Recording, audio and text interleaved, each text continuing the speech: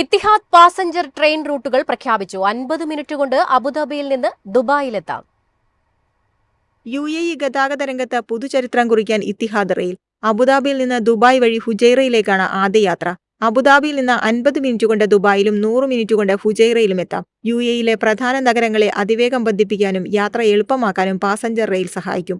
വിവിധ എമിറേറ്റുകൾ തമ്മിലുള്ള വാണിജ്യ, വ്യാപാര, വിനോദസഞ്ചാര ബന്ധങ്ങൾ ശക്തിപ്പെടുന്നതോടെ വികസനത്തിനും വേഗം കൂടും. ടിക്കറ്റ് നിരക്കുകൾ, സർവീസ് ആരംഭിക്കുന്ന തീയതി എന്നിവ സംബന്ധിച്ച ഔദ്യോഗിക അറിയിപ്പുകൾ ഉടനുണ്ടാകുമെന്നാണ് പ്രതീക്ഷ.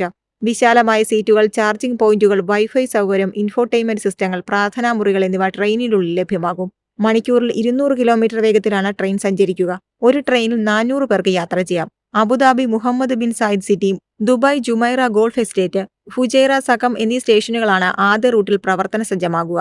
യാത്രക്കാരുടെ എണ്ണവും ആവശ്യവും കൂടുന്നതനുസരിച്ച് സ്റ്റേഷനുകളുടെ എണ്ണം വർദ്ധിപ്പിക്കും. വർഷത്തിൽ 1 കോടി യാത്രക്കാരെയാണ് ലക്ഷ്യമിടുന്നത്. 2009 നിർമ്മാണം ആരംഭിച്ച ഇത്തിഹാദ് റെയിലിൽ 2023 ചരക്ക് ഗതാഗതം ആരംഭിച്ചിരുന്നു.